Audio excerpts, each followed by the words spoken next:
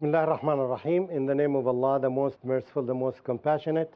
Welcome to these episodes about can you teach effectively or can you teach more effectively than you used to. We were talking about one example of how to make the class interactive class. And interactive here, I'd like to tell you that the more challenging the questions are, the better. And we'll talk about this later on, but yes, it should be very challenging. It shouldn't be very easy question. Like making a research is not an easy matter. So it takes some time, some effort. Asking a question like, what is the difference between the approach of Tabari and the approach of Ibn Kathir when they are making the interpretation? This is a little bit challenging depending on the level of the students. So you can think of very challenging questions.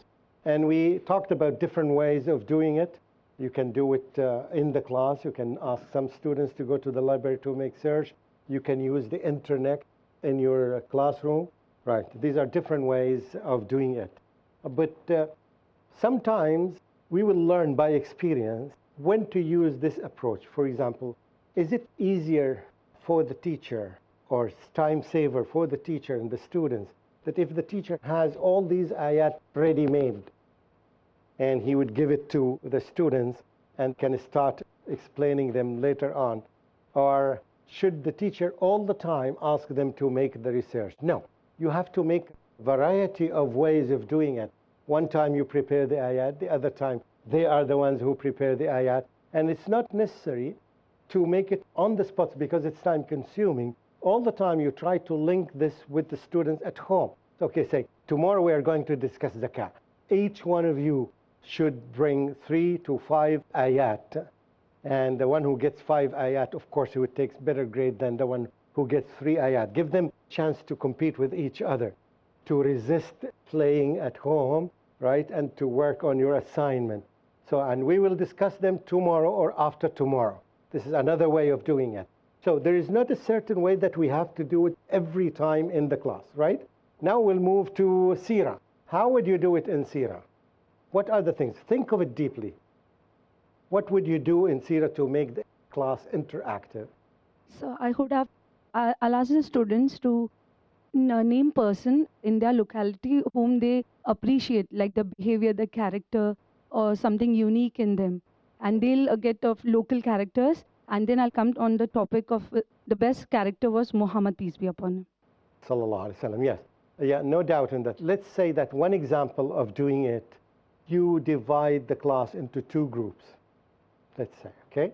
One group would say that, okay, we love, who is better, Abu Bakr or Umar?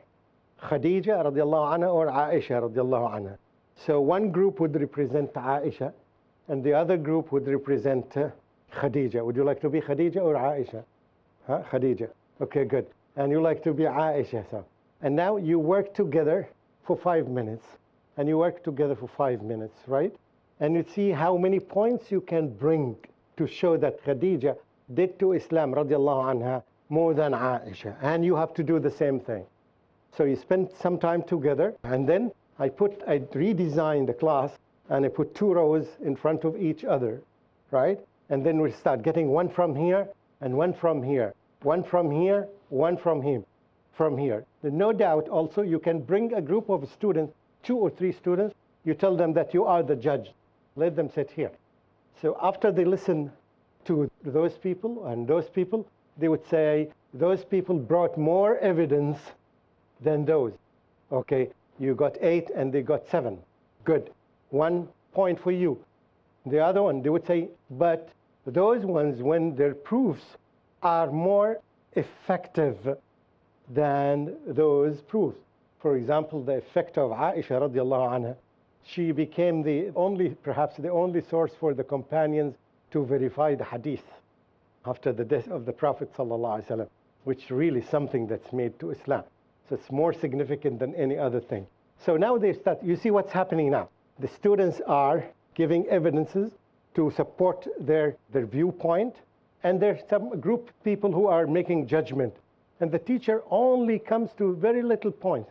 We are not saying this is better than this, but we are saying that she has made to Islam something, perhaps the opportunity of Khadija, there was not. But remember, Khadija, by being brave. And what I'm saying is that the teacher would make very limited comment to allow the students to speak up, right? So this is one way of doing it, dividing them into two groups. What else? What other way can we do it in hadith? What we're doing, this is the benefit that you need to learn, okay? What other ways how we do it in seerah? We are still in seerah, okay? I would ask the class, I would divide the class into few groups and Few okay, groups and good. ask them to pick up any biography of Prophet ﷺ by different authors and give them a chapter. For example, the Battle of Badr. All of you read. Someone will read Hinges and someone will read Rahikul Maktoum, and there are other books written. And then we'll compare how each one has presented the case of Badr, which leaves behind the best impression on the minds. Okay. What is the benefit from this? All the time when you plan, ask yourself why. What is the purpose behind this activity or this task? And that's why it's very important to have place in the planning lesson here to say that what is the benefit from this? If I'm not saying, but I'm just asking, you have to be sure of the benefit that you want to achieve. Okay, this author presented it better than this author, okay? What is the benefit of this? Yeah, because we want to get tangible benefit. This is a very good approach, but what is the benefit? X presented it better than Y. No, not you. Okay. I see some people are not participating. They are just they love to appear on the camera. I'm one of them, okay? First, we know the lesson objective. What is my objective of the lesson for today? Yeah, we link this with the objectives of the lesson. Does the activity that I'm making trying to help me achieve the objectives or not? So you're all the time checking if this exercise helps you achieve this objective or not. Okay, another example. Let's go away from this. Another example of teaching seerah, making it interactive. The whole focus here now is how to make the class interactive. Okay. Remember, sometimes when you suggest something, this may require that you have lots of books, 20 books written by this author, so each student would have a look at it, and 20 students have copies of the other author. Do you see what? It's very expensive. You have to be realistic. Right? It's not just anything that you imagine that you can apply easily. It costs a lot of money. Okay. Even the school library may not have such an amount of books. Okay. We read the lesson, okay. Say that something that I did not, as a teacher, I didn't understand very well. I really could not swallow it. Something that if I am rewriting this paragraph, I would change it. We are studying a chapter, 3 or 4 pages. We studied them, we explained them. Then I asked them this question. What would you change in this chapter to make it, yes, more appealing? For example, when you read Al-Rahiq Al-Makhtoum, you find the event of the Prophet ﷺ when he was hopeless. He stood at the verge of a mountain and he was thinking of committing suicide. I didn't swallow it, by the way, when I read it. Yeah, we need this. You can say this to the students, but it's much better to get it from them. There's big difference when I tell them the piece of information and they come with the piece of information themselves. They explore, they examine. What is the thing in these 5 pages that they did not like or may not be true? You see what I'm saying? The question is very challenging. We'll take a break and we'll come back. Assalamu alaikum wa rahmatullahi wa barakatuh. Don't go away, stay with us. Hush, little baby, breathing so calm. Welcome back. Let's continue talking about this. We were talking about the hadith of the Prophet ﷺ thinking of committing suicide. And that's why when I couldn't understand it really, I started asking other scholars, is this true? Until I found that Sheikh Al-Albani, rahimahullah, said that this is not correct hadith. This is not true what Al-Mubarak Fori wrote, which is really, the Prophet ﷺ would never, ever think of this. So it's a hadith that has a mistake in it, so it's not authentic hadith. When you get this response from the students, it's something very amazing. Now we covered the seerah, I don't know, not in depth, but we'll come to these things on all the qualities of teaching. Now again, think of interactivity. how to make a thing interactive. Okay? Now, not seerah now. Give me some examples about aqidah. It's not taboo, even if you are, yes, interested in seerah, you can still participate. In aqidah, how would you make a class interactive while you're teaching a lesson of aqidah? Remember, this is aqidah. The nature of aqidah is different from the seerah. See, the question of opinion here is very difficult. We cannot use this much. We have to use it in the proper place. What's your opinion about Tawheed? I can ask them like, what are the different types of Aqidah you find outside and people following? And what exactly, according to them, is the best and closer Okay, to... again, the activity here is a question. You are questioning them. We need something else. We need something else. Okay. Question may be, okay, when you ask the students, do you have any question about this? Very simple thing. Is there anything that you don't understand? Can you challenge your teacher with a question, right, in Aqidah? Okay, you can ask them all the time to think of these things. Okay. What other activities that we can make? I'll ask the students to make a list of the things that corrupts Aqidah. I'll go the other way. Okay. What are the things that corrupts the Aqidah, especially in today's time? Yeah, this is very good, but again, this is very general. You can ask them this question at the end of the year or on the exam paper because it's so comprehensive. When you are teaching a lesson, it's just one item. You're teaching, for example, Sifat ar-Rahman ar-Rahim, right? So it's very, very limited. You cannot ask, yeah. You see what I'm saying? Okay. One good question in every lesson of Aqidah, what forms of shirk that's related to this point in your community? Do you understand what I'm saying? Yeah. Because ways or forms of shirk or forms of bid'ah differ every day. There's one model now common in one of the countries I'm not going to mention.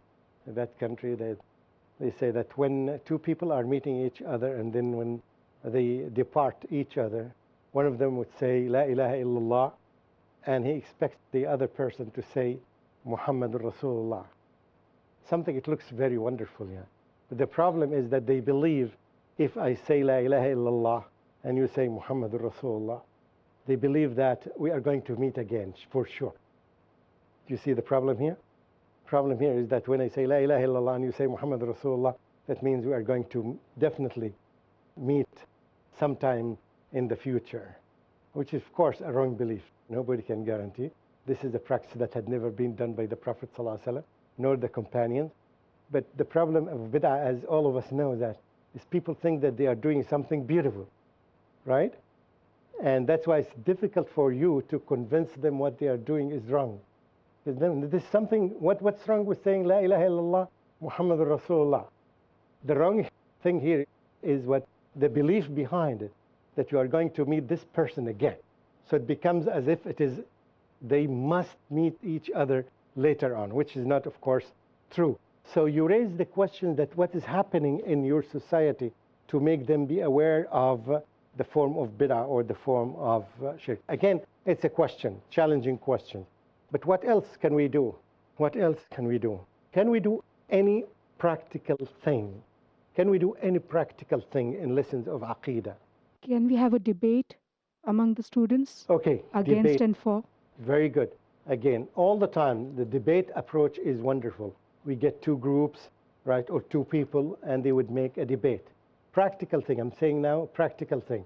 Can we do anything in practice when we're teaching something in Aqidah? What is the practical thing that we should do, especially in a place like India?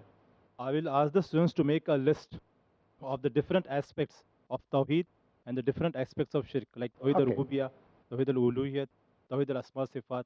Okay, where is the dimension of interactivity in this? Remember that the purpose is making it interactive. Okay, that's okay. I don't need an answer, but I want you to think of this. If there is no interactivity here, so it doesn't fall into this, it will fall under another thing, another quality of good teaching. Yes? Assalamu alaikum. I feel we could introduce the drama element wherein we could ask the students to enact out certain bid'ah practices and then ask the other group to comment whether it's corrupting the Aqidah in a way or no. Wonderful. So now we are getting into a drama, something that even a video clip can be seen and we can make the comments, or we can act a drama, very short drama. Don't make it 2 hours and then you make it 5 minutes, 3 minutes, 4 minutes, just a small scene, and try to pick up, yes, this is wonderful, right? The students are acting, okay? One thing that can be done, which does not fall under interactivity, but I'm afraid that I may forget it, so that's why I'm saying it. You can ask the students, each 2 or 3 students would go to, in their area, to visit 3 or 4 temples, and to come back and to tell us what have they seen that contradicts their Islamic aqidah. Okay? This is linking theory with practice. It doesn't fall under interactivity, but anyway, they would come back and they would say the story, narrate the story that happened to them and what they have studied, what they have found there, and they make the comparison. When they come back, it becomes interactive. But this part, the first part of it, is practical part. Okay, what else? Yes, please. I would just like to share one incident, that happened in my school, that the children were sent on a field visit to a church, and therein the father had all possible explanations about their belief, and the children had an interactive session by questioning the father, like how come this belief, and then You mean their father, okay? the father church of father. the church, yeah. Okay. Yes, so like that, the teacher also could gauge that, Alhamdulillah, the children have a very clear picture of Tawheed. Yes, this is very good, but be careful. Don't take young students to go there, because sometimes the father may be very eloquent, so he may affect or he may impact the students. Okay, these are very good examples. Now, I want to hear from 2 or 3 of you at least. What would you do, really, right? Remember, everything is recorded. What would you do when you go to school to make your class interactive? Which one of the things that you learned today, in other words, you're going to apply in your class and you were not applying it? Any one of you can answer this question. The reason we are doing this, we want to have plenty of examples and guidelines for teachers, so when they go to the classroom, they can do this. Remember that. Lots of people, millions of people are watching you and they are learning from you. So this is your opportunity to teach them. Yes? We give them an assignment, a class before, for the class that which we're going to take next, so that they come prepared. Okay, if the assignment takes some time, so I can give them an assignment to do at home to use the time effectively in class. Because sometimes if you do these research things in the class, it takes a lot of time. So you are going to do this. Are you sure? So when I come to you, I will see that. Okay, sister. Inshallah, I would enhance my students' researching skills. And any topic, I would take them to help them to do research, the use of library as well. Think of an example until we come back to a specific example. Okay. I like the idea of the debate, the sister said, because it's very exciting and causes a lot of excitement in the class. It's adventurous also at times. Okay. Remember, the idea of debate is very good, but not every student is capable of it because it requires a lot of knowledge. So you can do it in higher level, right? And also you can make, why shouldn't we develop it, a debate between some students and a teacher? Particularly if you have a teacher at your school, there's a question mark about him, so, right? You invite him to your class and you discuss the matter, and then you put him in front of 3 students and they would debate with him. So he may learn something from the students instead of learning from you. Okay? So you can make it something like this. You can bring a teacher of geography or of physics or whatever, right? And let 3 or 4 students, yes, debate with him. You can do it that way, okay? Are you going to do this? Inshallah. Okay, good. Yes. Inshallah, only the first class I'm speaking about. What I will do is, I'll tape my lip, and inshallah, I'll get the object on the board. I'll tell them to access the desktop, which is lying in the class, and I'll give them a material, and I'll say, you take the class today. However ways you can. Okay, so you buy a tape and you put it in? Inshallah. Okay, the teacher, okay, see. This is just going to be for one class, the first class. By the way, one of our problems as teachers, as I said, that we love to speak. Like imams, they love to speak too much, right? Yes, teachers love to speak. And it is a problem that when you try to control them. And the sister, to help herself, she said that I'm going to buy a tape and put it here, right, to prevent herself from speaking. But you shouldn't do this unless you have prepared your students, right, to run the class. You prepare them first and then come the following day with a tape on your mouth. Okay, that's a good idea. So I'm afraid that if I go to different schools, I'll find all the teachers are putting tapes on there. Tapes will be very expensive at that time. Okay. Inshallah, what I would like to do is instill the importance of interactivity in the students and tell them, if I can, that they would be graded on how interactive they are so that they are coerced into being interactive, because you find some of the students, they are extroverts, and there are some who are not that interactive. So I can get the whole class to interact with each other and the students have some impetus. Okay, that's fine. I remembered now one experience that I made in Indonesia. I entered one of my classes and I took a group of leaf from a tree, and I gave every student, right, 2. And I said that only 2 are similar. If you find 2 of them are similar, yes, bring them to me and show this to me. If you don't find, so borrow one from the other, and each one would borrow. And they started doing this thing in the class. Of course, you know the answer. What was the answer? What is the answer of this? No 2 of them are similar. I wanted to tell them that how Allah subhanahu wa ta'ala is almighty and is great. And never 2 leaves similar to each other, by the way. The design of the leaf from inside is different from another leaf, like the foot, the fingerprint, right? Exactly that. So I let them spend most of the time, yes, doing this, and they didn't find any 2. And then I asked them, what did you learn from this? And they started telling me, yes, what they have learned from this, right? Okay, so this is another way.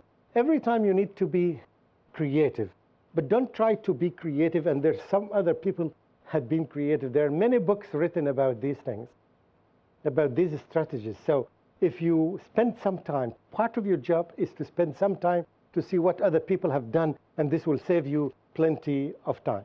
I hope we benefited from this, and I hope we made few applications in our subjects and of how to make our classes interactive. Wassalamu alaikum wa rahmatullahi wa barakatuhu. Until we meet again, this is Mamdooh Nuruddin Muhammad. Hush, little baby, pure and small, He created you, He created us all. Hush, little baby, don't you fear, we're never alone when Allah's so near.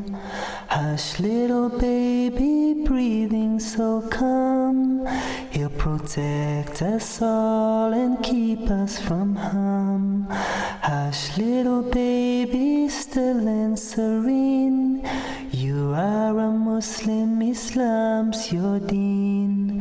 Hush, little baby, pure and small, He created